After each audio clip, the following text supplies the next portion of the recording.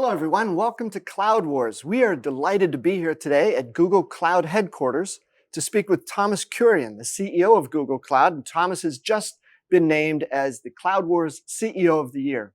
Thomas, congratulations on the recognition, and thanks for making time to chat with us today. Thank you very much, Bob. Thomas, thanks. There's so much has gone on in this first year that you've been here. Tell us a little bit about, as you go around the world talking to customers in every sort of industry, what are you seeing out there and what makes the biggest impression on you? I think, we started the year by focusing on changing our organization to be customer-centric and to understand from the customer's point of view, what's the journey that they're trying to make to the cloud, what solutions can enable that journey, and how do we build the best capability as an organization, not just products, but all the other things that they would want from us to support them on that journey. And I think the more we do that, the better we get an appreciation of what people are trying to accomplish. And different organizations, everybody is sort of looking at cloud through different lenses. But the important thing we get is that they're looking to solutions for problems that they have, primarily around digital. And Thomas, you mentioned the digital, and everybody's heard the term digital transformation perhaps more often than we'd like, so that the term's a little overused, but the concept is so powerful today. That's right. Are you surprised? Are you impressed by the pace at which companies are taking up this big new initiative? Because it's got to be one of the most difficult things some companies have ever done.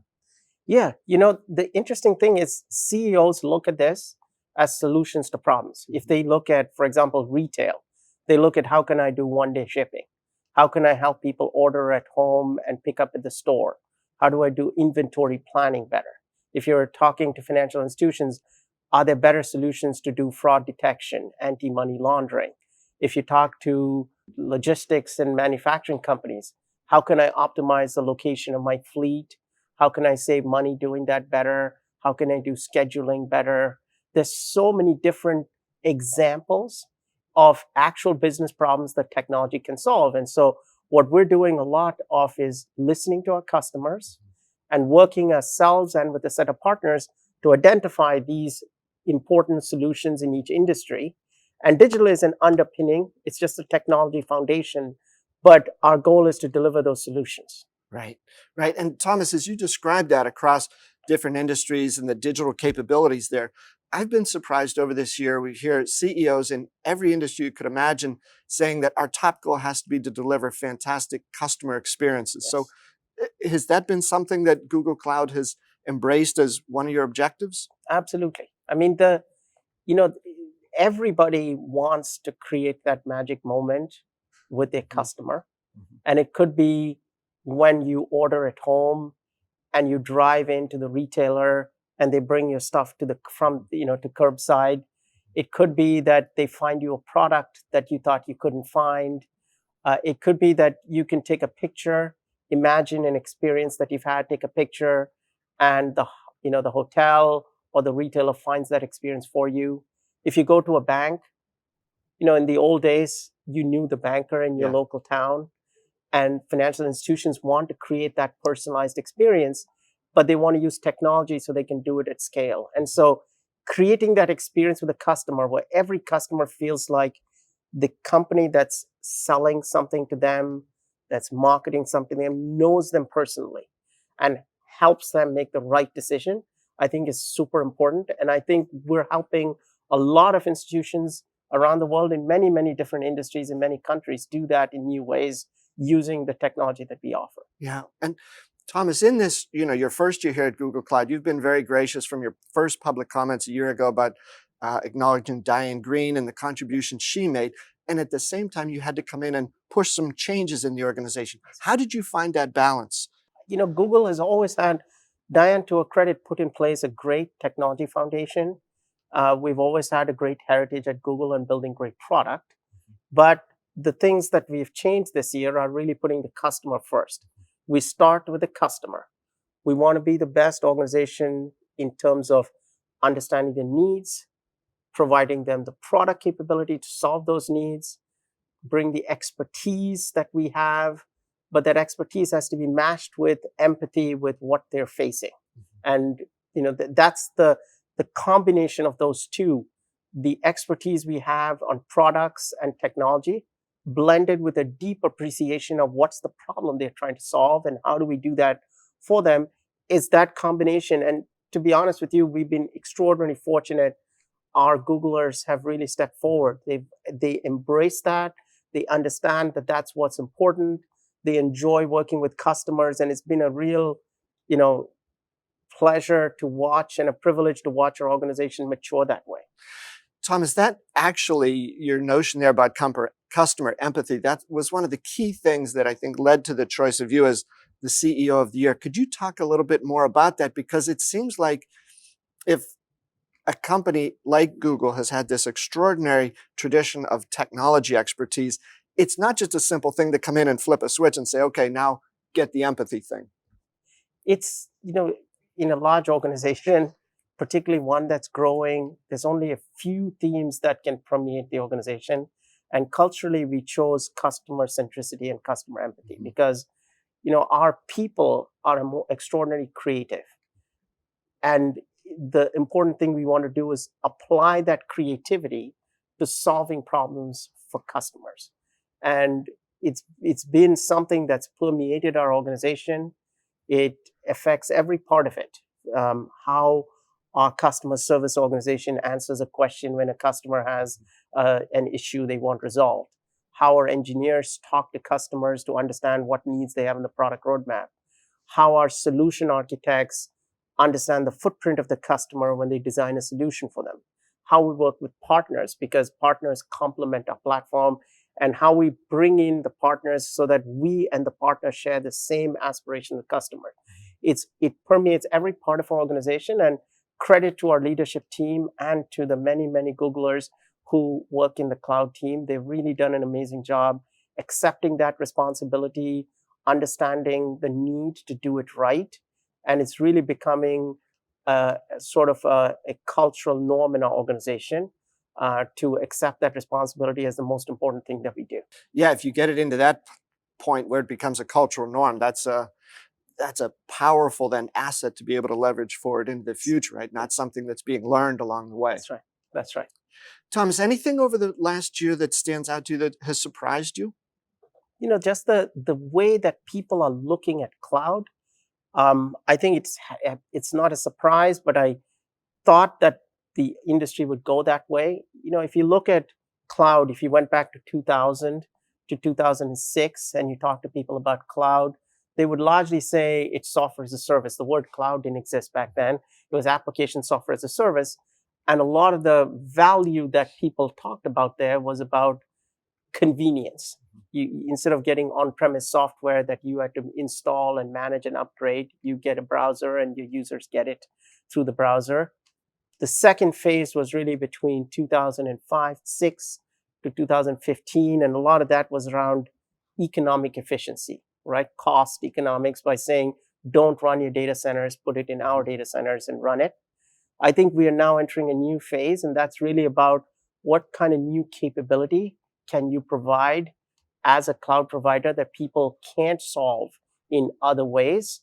And are there technology and solutions you can offer that people couldn't do another way? And I think today, when we see customers talking to us, that's the primary thing that they're discussing with us. There's certainly what can be done more conveniently, how do you save money, all that. But a lot of the conversations are now about, can you help me with a business problem, and can you help me break through something that I couldn't do before? And that's a lot of the conversations that are happening now, and it's exhilarating. And I'd say that is probably the biggest shift I see going forward. So you mentioned the term here, exhilarating. And I think for the case of, some of Google Cloud's customers or people who may be in the future, it's a little too much exhilaration. Everything is changing, right? Their customers and what they want and need, the channels, their business models are changing, the type of talent they need to bring in. So Thomas, how does Google Cloud try to differentiate itself from other providers in the field to be able to offer that higher level value to help these business customers keep up with this relentless change going on all around them?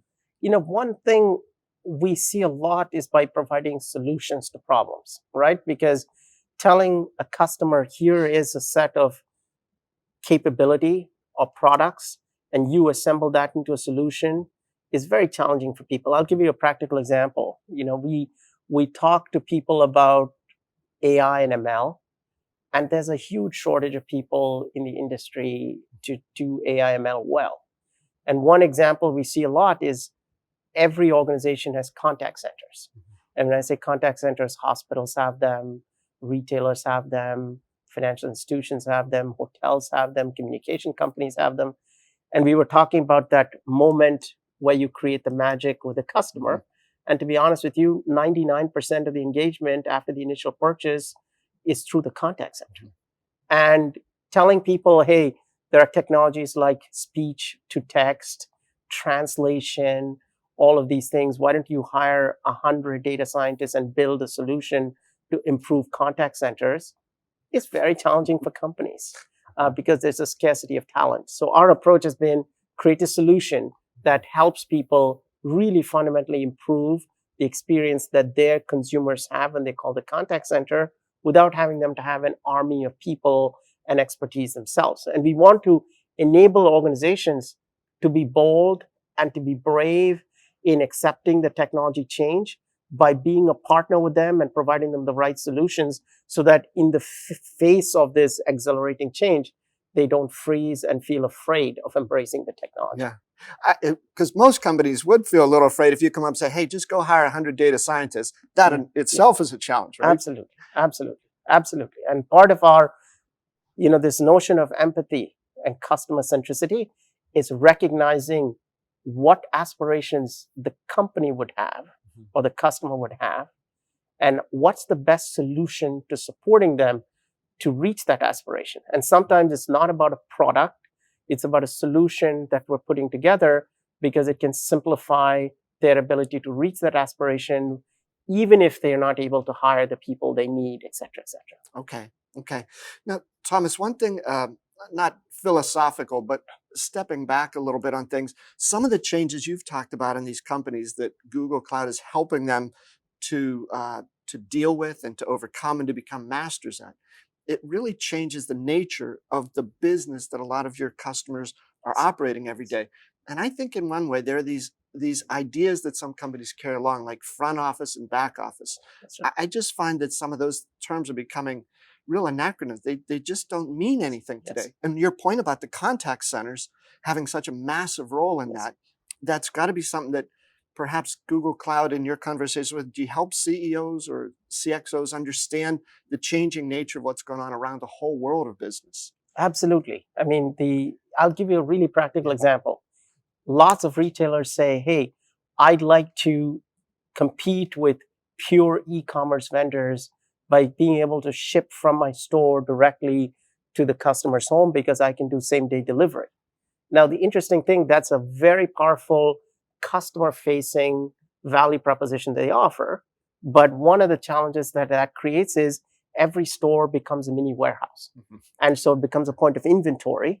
And so now your inventory management systems and inventory planning systems and demand forecasting systems, which historically were considered a back office thing and were used to planning across 50 warehouses in North America, now you got to plan across 5,000 retail stores. So that line between what's a customer-facing function and what's a back office function increasingly is less and less relevant because the demands from consumers and the ability for an organization to get competitive advantage and differentiate is changing those boundaries, if you will. These changes are occurring at this, breakneck speed out in the marketplace. You've talked also about where does Google move up the software stack. So how do you balance that between the roles of partners and what Google Cloud itself will take on? Great question. We've always had the philosophy that platforms that win in the end are differentiated not just by the vendor's own solutions, but by the ecosystem of solutions that are available on that. And so we've defined a very clear partner program. It spans a number of different kinds of partners that customers have needs for. Not just distributors and resellers, but system integrators, solution providers, managed services companies, et cetera. And we've been really pleased with the growth that we're seeing with the partner community. They're frankly growing even faster than our organic business itself because partners are delivering a lot more solutions on top of Google Cloud this year. The second thing, in engaging with the partners, we've been very clear on where do we plan to offer solutions and where do they complement us? And lastly, we've been also very clear that we're not a services company. We're a product and solutions company. We have a very small services arm, but that's primarily around some very advanced areas like AI and machine learning, where we need to prove out some of these solutions we're building on the cutting edge before we make them available to partners. And so I think being clear and crisp on our aspirations, how we actually engage and work with partners, and then supporting partners and being very clear which partners we work with in which countries, for example, has been really good for us to give clarity to our organization and for the partners and customers. Okay. And Thomas, how about that point? You mentioned there'll be some areas that you want to leave wide open for the partners to get into, but there'll be other areas perhaps where Google's going. So clearly you're making, huge strides with G Suite. Will Google Cloud, do you feel that part of your future is moving in more into the SaaS space? We are doing a lot of work in providing solutions we allow customers to keep the business process layer as is, because re-implementing the business process layer is extraordinarily challenging for them. It'll be many years and many, cycles to replace that. But to extract from the business process layer the data, do analytics and optimization, and feed it back in. So I'll just give you two examples. We've done work with many of the top retailers in the world around supply chain, inventory planning, and optimization. And it's partly driven by, there's a lot of move to improving product cycles, this notion of fast retailing. So being able to have faster product cycles. There's many more points in which you're maintaining inventory because of your stores becoming points of inventory. And then the demand planning process that ties many more SKUs, which have shorter life cycles, with many more points of inventory, can lead to an extraordinarily expensive, cost of inventory. So we tell customers, don't replace your current supply chain planning systems. Keep them as is, but extract the data from that, put it into our analytics and machine learning platform, and we'll build you a much more accurate and more sophisticated demand planning solution. That's an example. Similar thing, there's lots of companies that do in financial services that do anti-money laundering. To be honest with you, the solutions there are largely rules-based, and those rules lead to lots of false positives, which are expensive because of regulatory requirements on reporting those false positives. So many of the financial institutions are now using solutions we have developed around anti-money laundering, which are more AI-based. What we mean by that is, rather than have a static rule set, we build a more dynamically evolving neural network-based solution to detect fraud. You don't have to replace your core banking systems or your KYC systems. You use this as a more sophisticated way of detecting fraud. And so our aspirations certainly are to provide solutions and to move up the value chain, but not to build process-centric applications, but to become what we call the business optimization engine. Rather than re-implementing a business process, you can keep your business process application the way it is, but we're building business optimization solutions that allow you to take data out of the application, add more sophistication to it, and then improve your organization's financial performance as a result. Yes, Thomas, that's remarkable on a few counts. One is it brings to bear some of the data skills that you've got here, the AI, the ML, so many others. Will this create a new category in sort of the ever evolving cloud space? We're working on building out a portfolio of solutions. Okay. Whether that becomes a new category or not, we haven't spent a lot of time thinking about it. Right. Our view is a lot of this is about delivering value to our customers, and we've seen some really amazing results. We've had customers tell us, for example, hey, I've been told it'll take me 10 years to re-optimize my supply chain infrastructure. And what you guys delivered for me in 4 months is is improving my inventory turns and my supply chain efficiency by 10 times. And so our goals are to make sure that we can provide, through our capabilities in data, analytics, machine learning, new solutions that can change how an organization functions in a fundamental way. And that could be about lowering cost. It could be about improving customer experience, the contact center example we talked about. It could be about detecting things in new ways, like fraud in new ways that was not possible before. And a lot of our solutions are we picked the industries we're focused on and trying to pick a few very important strategic problems for companies in those industries and doing a much better job at solving them. So going into some white spaces currently not being served and bringing to bear around the customer need the various sets of expertise and capabilities that Google Cloud has. That's right. I'll give you just one example to illustrate what I mean. Hospitals, the years and years ago, hundreds of years ago, Louis Pasteur identified and built, a solution with a microscope to let people who are doctors see objects like bacteria and viruses that were not visible to the human eye. And that changed the foundation of how medical science advanced. Mm-hmm.